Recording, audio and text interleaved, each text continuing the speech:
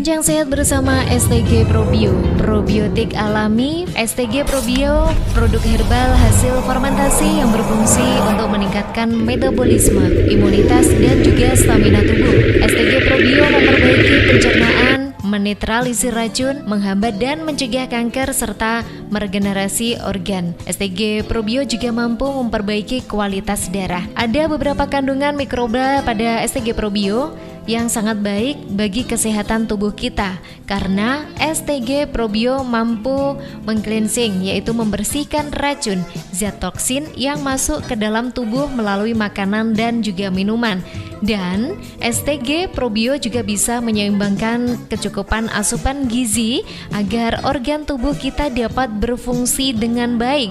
Dan STG Probio juga mampu memberikan efek perlindungan atau imunitas dari segala serangan penyakit. Dan sahabat sehat Indonesia, hari ini kita tetap masih membahas seputar penyakit diabetes ya. Kalau tadi kita memang sempat berbicara tentang apakah diabetes bisa diatasi tanpa obat kimia. Kita tinggalkan. Dan juga tadi sempat kita bahas mengapa bisa terkena diabetes, dan ternyata diabetes juga memiliki dua tipe ya. Tipe yang pertama tadi biasanya terjadi pada usia di bawah 40 tahun ya, Mas Ali. Kemudian yang tipe kedua ini biasanya lebih sering terjadi di usia 40 tahun ke atas. Nah, Mas Ali, ini kalau tadi kan udah dijelaskan ya sama Mas Ali. Sekarang kalau misalkan orang-orang yang terkena diabetes tipe 1, cirinya seperti apa ini Mas Ali? Tanda-tanda umum penderita diabetes ini biasanya sering merasa haus, sering buang air kecil, apalagi di malam hari lebih dari 4 kali, merasa sangat mudah lapar dan stamina menurun. Akan tetapi tanda-tanda dan gejala diabetes tipe 1 ini dapat muncul juga secara mendadak dan biasanya terdiri dari pandangan mata mulai kabur, meningkatnya frekuensi buang air kecil apalagi di malam hari, terus lebih cepat haus dan lapar, lebih mudah terinfeksi atau luka. Oke, jadi lapar ini pun juga termasuk tanda-tanda orang terkena diabetes tipe 1 ya Mas Ali? Iya, terus rasa lelah yang menyerang setiap saat. Jadi tidak bekerja, tidak aktivitas kok lelah. Nah, luka yang lama sulit sembuh kering. Ya. Sering merasa kaku ataupun kesemutan pada kaki, bahkan kadang seperti mati rasa. Berat badan semakin menurun. Nah, ini adalah ciri-ciri atau tanda-tanda yang diabetes tipe 1. Jadi kalau misalkan Anda mengalami hal-hal tersebut ya, merasa tubuhnya itu kayaknya aneh gitu ya, nggak seperti biasanya. Kita makan tetap banyak, tetapi ternyata tiba-tiba berat badannya turun, atau mungkin ketika kita buang air kecil pada malam hari itu sangat sering ya. Tadi hitungan lebih dari 4 kali Mas Ali ya. Jadi itu pun nanti kayaknya perlu segera cek kesehatan Anda. Betul. Bisa ke laboratorium atau mungkin ke dokter spesialis atau memang kepercayaan keluarga Anda. Nah, ini tadi terkait dengan gejala atau mungkin ciri-ciri diabetes tipe 1 ya Mas Ali ya. Ini apakah sama dengan gejala atau ciri-ciri sakit diabetes pada tipe 2? Ya, ada kemiripan, akan tetapi mereka yang memiliki diabetes tipe 2 ini sering tidak mengalami gejala-gejala apapun ya. Pada masa awalnya tidak memiliki gejala. Mereka bahkan dapat tidak menyadari, bahkan dalam waktu 1 atau 2 tahun mungkin tidak menyadari. Nah, biasanya ada terkait pandangan mulai buram. Kalau tipe 1 tadi kan pandangan kabur dengan buram beda ya.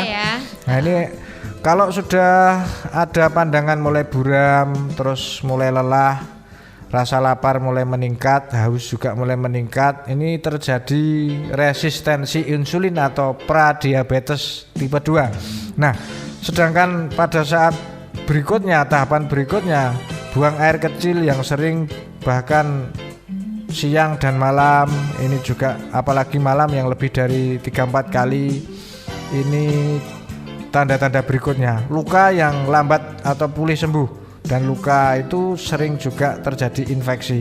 Nah, tanda berikutnya adalah rasa sakit ataupun mati rasa pada kaki dan tangan. Nah, kaki dan tangan kadang-kadang benar-benar mati rasa, kadang sampai ke lutut pun bisa mati rasa. Ya, jadi kalau misalkan pada yang kaki bawah ini namanya, kalau bahasa Jawanya delamaan kaki ya. Iya. Nah, ini biasanya kalau mengalami diabetes berarti untuk menginjak ke tanah atau mungkin ke lantai nggak kerasa gitu Mas Ali ya. Iya, betul.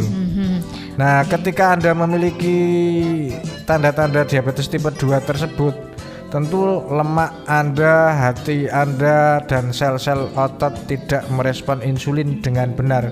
Hal ini yang disebabkan pertahanan insulin mulai lemah. Hasilnya gula darah tidak bisa mencapai sel atau membentuk atau mengolah energi. Ini yang sangat berbahaya apabila terjadi tanda-tanda yang sudah sampai kaki dan tangan mati rasa. Ini berarti sudah arahnya ke komplikasi. Nah, alangkah baiknya sebelum kita merasakan tanda-tanda yang arah ke komplikasi kan segera diatasi seperti itu. Oke, jadi dan ada lagi nih nampaknya salah satu faktor yang sangat berperan, sangat besar sekali perannya dalam atau untuk penyakit diabetes. Biasanya orang yang cara berpikir atau mungkin pikirannya itu sangat bahasa Jawanya ngindeng ini. Kalau bahasa Indonesianya apa ini? Iya, ini pikirannya kacau lah. Iya, betul sekali. Jadi ketika memiliki masalah itu selalu difikirkan secara berlebihan. Ini pun juga bisa memicu ya, Mas Ali ya. Ini dari pikiran kacau, stres, ini juga faktor risiko. Nah, ini saya sampaikan bahwa faktor-faktor risiko penderita diabetes ya, ini seperti karena faktor psikis, ini sangat mempengaruhi. Terus yang berikutnya adalah terkait berat badan. Seseorang yang terkena sindrom metabolis ataupun kegemukan ini juga memiliki resiko diabetes tipe 2. Terus seseorang yang kurang aktif, istilahnya kurang aktif dalam beraktivitas, cenderung hanya memperbanyak makan. Ini juga beresiko. Terus terkait usia, resiko diabetes tipe 2 memang meningkat seiring dengan usia bertambah 45 tahun ke atas. Nah, diabetes pada wanita, terutama pada ibu-ibu yang hamil ini misalnya, ini bisa terjadi resiko diabetes tipe 1. Ibu muda, berarti kalau diabetes untuk tipe 1 di bawah 40 tahun ya ini ya? Iya. Oke, jadi ternyata diabetes itu memang tidak pandang usia. Betul. Jadi tadi sempat kita infokan di awal bahwa memang diabetes ada 2, tipe 1, tipe 2, di mana ini juga menyerang di usia-usia yang berbeda. Ketika kita masih sadar sedini mungkin, jagalah kesehatan Anda, jangan sampai kita stres. Betul. Karena ini memicu tidak hanya diabetes tapi berbagai macam penyakit. Seperti itu Mas Ali ya. Iya. Alangkah baiknya ketika kita sudah tahu informasi seperti ini, kita selalu membiasakan hidup yang lebih baik. Mulai dari asupan makanan, olahraga, ini juga penting sekali. Seperti yang barusan kita sentil, jangan kelumbrak-kelumbruk. Ini biasanya kalau kita habis makan atau mungkin hari ini kita libur, biasanya kadang ada orang yang bermalas-malasan untuk beraktivitas. Nah, itu jangan dibiasakan. Jadi paling tidak satu hari kita tetap menggerakkan tubuh kita fokus untuk olahraga. Karena olahraga dan juga istirahat cukup ini adalah salah satu kunci untuk kita semuanya agar juga tetap sehat. Seperti itu Mas Ali ya. Iya, betul. Oke, sahabat sehat Indonesia, terkait dari ciri-ciri penderita diabetes, baik dari penderita diabetes tipe 1 maupun tipe 2 sudah kita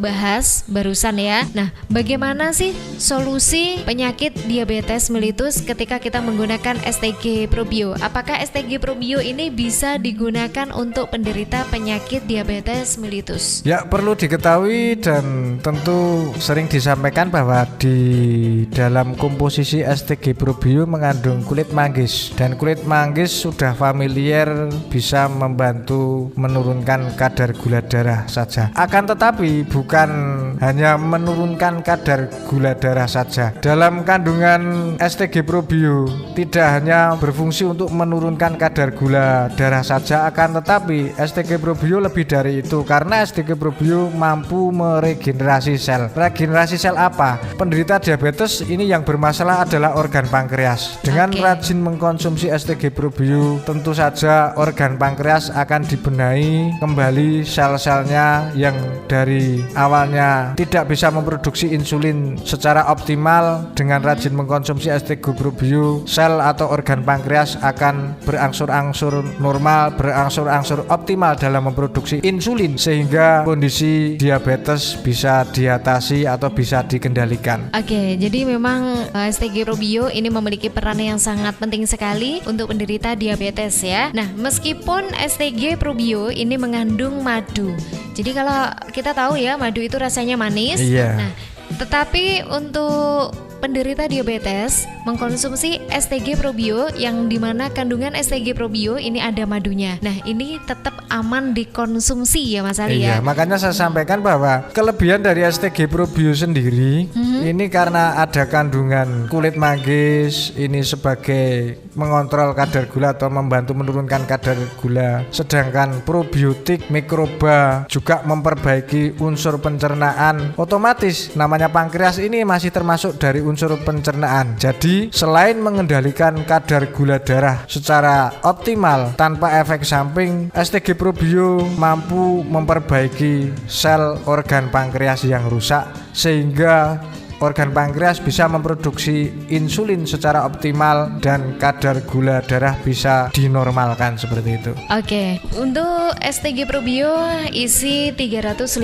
ml ya. Dan sekali lagi kita tekankan atau mungkin kita ingatkan kembali untuk Anda semuanya sahabat setia, sahabat sehat Indonesia, bahwa saat ini sangat marak sekali produk-produk herbal di lapangan ya. Jadi di luaran tidak hanya STG Probio, banyak sekali yang saat ini beredar di pasaran. Yang jelas satu hal yang luar biasa dari keberadaan legalitas produknya, STG Probio sudah jelas ada izin BPOM-nya atau Badan POM, bersertifikat halal dari MUI, dan tentu ini menjadi hal yang sangat penting untuk diperhatikan. Jadi masyarakat Indonesia memang harus benar-benar selektif dalam memilih produk seperti itu. Yang terpenting gini Mbak Ella ya, yang terpenting tidak hanya kita rajin mengkonsumsi STG Probio untuk memperbaiki fungsi pankreas, tapi perubahan gaya hidup dan juga pengobatan di rumah ini yang tentu harus selalu ditingkatkan juga. Yaitu satu, jaga tingkat gula darah Anda apabila sudah dalam masa pengobatan. Yang kedua, kontrol atau diet sehat dengan mengkonsumsi makanan sehat untuk penderita diabetes. Nah, olahraga yang teratur untuk menjaga agar tetap bugar, meningkatkan sistem imun juga sangat bagus agar tidak terjadi komplikasi pada organ jantung. Terus yang berikutnya adalah makanan-makanan diet sehat seperti sayuran, buah-buahan yang rendah gula, ini juga sangat diperhatikan. Oke, nanti kita akan membahas seputar makanan-makanan yang baik untuk penderita diabetes atau makanan-makanan yang perlu dihindari oleh penderita diabetes ya. Nah, jadi hari ini pembahasan kita sangat seru sekali bagi saya, dan mudah-mudahan juga demikian bagi Anda semuanya. Selepas ini nanti di segmen berikutnya kita akan membahas terkait dari makanan yang baik kita konsumsi, terutama untuk kita penderita diabetes. Tapi saya tidak, jangan sampai. Dan apa-apa makanan yang perlu dihindari untuk penderita diabetes ya. Pastikan Anda semuanya tetap stay tune barengan sama radio kesayangan Anda, Radio Kesehatan, bersama program Bincang Sehat STG Probio. We love, we care, we share.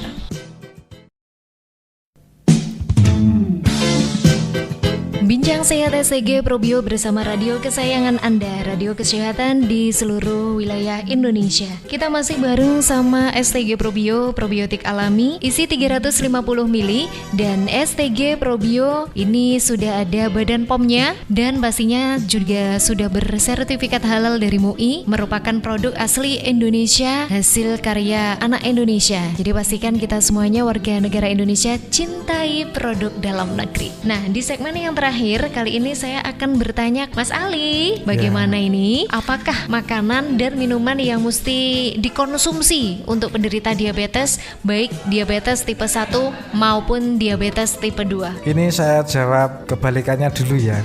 Baik, saya jawab boleh. Terkait pantangan makanan dan minuman untuk penderita diabetes. Makanan-makanan tinggi kalori dari karbohidrat dan gula yang sederhana. Contohnya adalah nasi.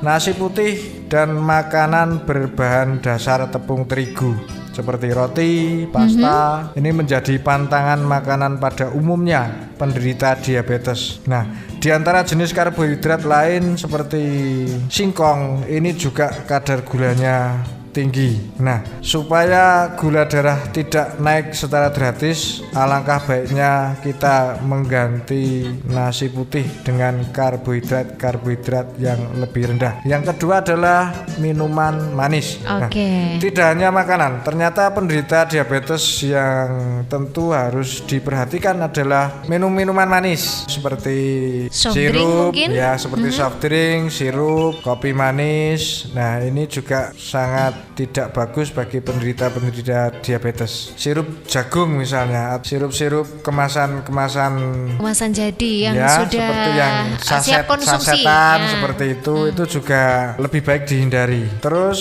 dari makanan ada lagi yaitu makanan yang kaya akan lemak trans. Nah, beberapa jenis makanan yang kaya lemak trans seperti kentang goreng atau goreng-gorengan ini juga yang berkarbohidrat tinggi, ini juga berbahaya bagi penderita diabetes. Ditemukan di selai, margarin, ini lebih baik dihindari. Jadi memang itu adalah beberapa makanan dan pastinya juga ada minuman yang mesti kita hindari untuk penderita diabetes khususnya ya. Nah, kalau terkait dari buah atau sayur yang perlu dihindari oleh penderita diabetes, apakah ada ini? Kalau untuk buah yang berlemak trans adalah durian. Bagi penderita diabetes lebih baik menghindari makanan durian dan melon yang warnanya kuning itu kadar glukosanya tinggi. Nah, itu dari makanan sudah, kemudian minuman juga sudah kita informasikan untuk sahabat sehat Indonesia semuanya ya, khususnya untuk penderita diabetes. Kemudian sayuran tadi juga sudah, dan buah-buahan bahkan ini pun juga sudah kita informasikan untuk Anda semuanya. Ini Mas Ali, adakah makanan atau mungkin minuman yang baik dikonsumsi untuk penderita diabetes ini, baik tipe 1 maupun tipe 2? Ya, ini pertanyaan bagus terkait makanan ataupun minuman yang bagus untuk penderita diabetes. Oatmeal ini dari gandum, ini juga bagus, bisa menjadi sumber karbohidrat dengan kadar glukosa rendah. Terus ubi jalar. Nah, makanan dari ubi jalar ini sumber karbohidratnya sangat bagus karena kadar gulanya juga rendah. Terus jagung. Nilai indeks glikemik jagung ternyata sangat rendah dan ini bagus bagi penderita diabetes. Berikutnya adalah nasi merah. Nah, nasi merah merupakan makanan utama juga bagi orang Indonesia ya sebetulnya. Terutama bagi penderita diabetes mungkin sudah paham. Mengkonsumsi ikan laut seperti tuna, salmon, terus makan ikan hiu, ini sangat bagus untuk penderita diabetes untuk mencegah komplikasi lanjutan karena sakit diabetes. Karena di unsur ikan laut seperti tuna, salmon ini mengandung omega 3. Nah, omega 3 pada jenis ikan laut ini mampu memproteksi terkait komplikasi penderita diabetes. Nah, ternyata kandungan omega 3 ini ada juga di STG Probio. Kalau misalkan daripada kita itu bingung mencari bahan dan bingung dengan cara mengolahnya agar menjadi makanan yang bisa dikonsumsi oleh penderita diabetes ya Mas Ali ya. Jadi kita lebih simple, lebih mudah untuk membeli atau mendapatkan STG Probio, karena memang STG Probio ini di dalamnya sudah mengandung makanan atau bahan-bahan yang memang sangat baik dikonsumsi untuk penderita diabetes. Kalau buah-buahan seperti apukat ini dan tomat ini sangat bagus. Apukat adalah buah yang kalau dikonsumsi kan kenyang, bisa sebagai pengganti nasi. Nah, tomat sendiri diketahui mengandung unsur kimiawi yang bisa untuk melindungi ginjal dan pembuluh darah, dan tomat sangat bagus dikonsumsi bagi penderita diabetes untuk mencegah komplikasi lanjutan terutama di organ ginjal dan organ mata. Baik, sangat baik sekali untuk penderita diabetes mengkonsumsi dari tomat dan juga alpukat ya. Ada tips terkait dari makanan itu, misalkan mau dijuskan apa gitu yang baik untuk penderita diabetes ini Mas Ali? Bisa juga misalnya suka minum jus tomat dengan kacang panjang, ini di blender, diambil airnya, ini diminum. Bagi penderita diabetes cukup 1 hari 1 kali minum jus tomat dan kacang panjang. Yang terpenting bagi penderita diabetes adalah mengatur pola makan yang benar, diet sehat atau diet karbohidrat yang tepat, olahraga teratur, menjaga kondisi berat badan tetap ideal, menghindari terjadinya penurunan kadar gula ataupun kenaikan kadar gula secara drastis atau secara cepat. Ini sangat diperhatikan, dan tentu kontrol terkait kadar gula secara berkala perlu dilakukan bagi penderita diabetes. Terkait dengan diabetes khususnya hari ini ya, dari standarnya yang bagus itu seberapa gitu ya, mungkin bisa disampaikan sebelum kita closing ini Mas Ali. Iya, perlu disampaikan bahwa kita selalu harus menjaga terkait kadar gula darah dengan angka normal. Untuk angka normal kadar gula darah atau angka sehat adalah di bawah 120 mg per desiliter.